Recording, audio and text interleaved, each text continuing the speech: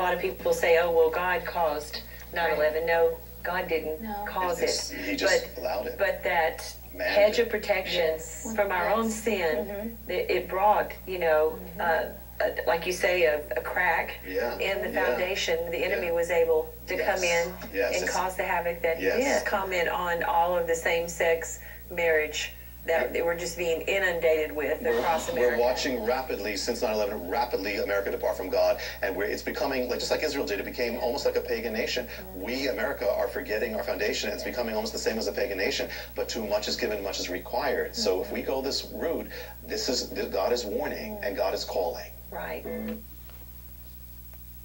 That's unbelievable, man. So God allowed 9/11 because of our own sin, specifically because of same-sex marriage. Wow. You have to climb up really high in the stupid tree to get that. So gay marriage caused 9/11. Dude, yet again, I know this doesn't get through to right-wingers, but what's your evidence?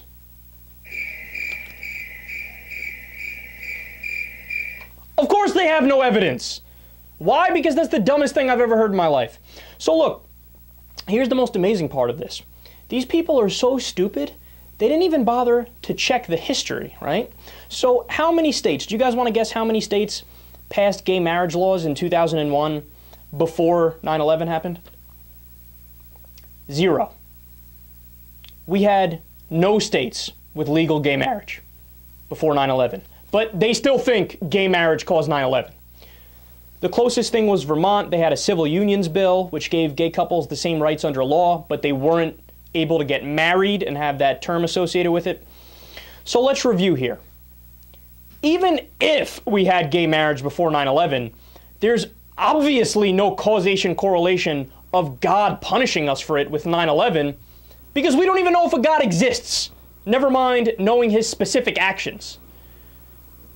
But there wasn't even gay marriage before then, so I don't even know why I'm having this conversation. I can't take how painfully dumb these people are. But that leads us to another far right-wing radio show that decided to say some interesting things here regarding gay marriage. Let's listen. The bottom line is that this is a metaphor for the ongoing battle for marriage. There are those who want to radically deconstruct the institution of marriage to say that it is not what it has always been, the union of a male, female, the uniting of a man and woman for the purposes of procreation. And then there are those of us who say, look, marriage is a fundamental cornerstone of any and every healthy society, and if we start radically redefining and deconstructing marriage, then a society suffers for it. We just have about 30 seconds here, but your closing thoughts, Steve.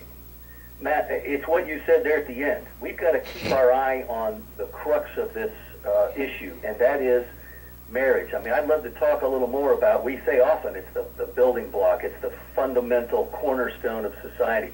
I think it behooves us to really expound on that and drive home to the American people how critical this really is. Society itself is on the verge of total collapse if we give up what marriage really means. Society itself is on the verge of total collapse if we give up what marriage means.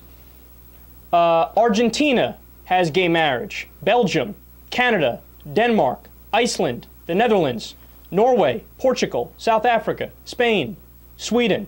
The UK just today worked halfway to getting there. It's got one more House of Parliament to pass through before it becomes law. All of these countries have legal same-sex marriage. Guess what? They still have food, they still have water, they still have infrastructure and healthcare and a thriving society, etc. I mean, their argument is so dumb that it doesn't even really merit a response like I'm giving it. I give these guys too much credit because they're just blithering idiots.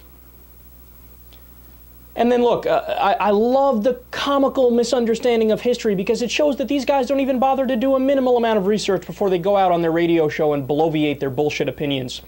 So he said, look, you know, a part of any society, marriage has always been between a man and a woman, and turns out no. NewScientist.com, of course, a science magazine, so I wouldn't expect these guys to know it. But throughout human history, relatively few men seem to have a greater input into the gene pool than the rest suggests a study of variations in DNA, and tens of thousands of years of polygamy has left a mark on our genomes that is a signature that small numbers of males must have mated with lots of females. Quote, humans are considered to be mildly polygynous, and we descend from primates that are polygynous, says Michael Hammer, a population geneticist at the University of Arizona in Tucson. Polygyny refers to the practice of males mating with multiple females, and its most common form in humans is polygamy or multiple marriages. Quote, I don't know how long monogamy has been with us. It seems it hasn't been around long. Crystal clear. Besides, quote, most species practice some form of polygamy, he says. Even if most Western men don't take multiple wives, men tend to father children with more females than females do with males, a practice called effective polygamy.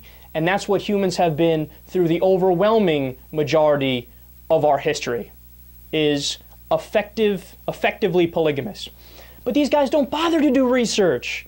They don't care. They just go out there and say whatever their bullshit opinion is. Guys, I can't put into words just how much these far right-wing theocratic American Taliban radio hosts are misleading you. If you listen to them, don't.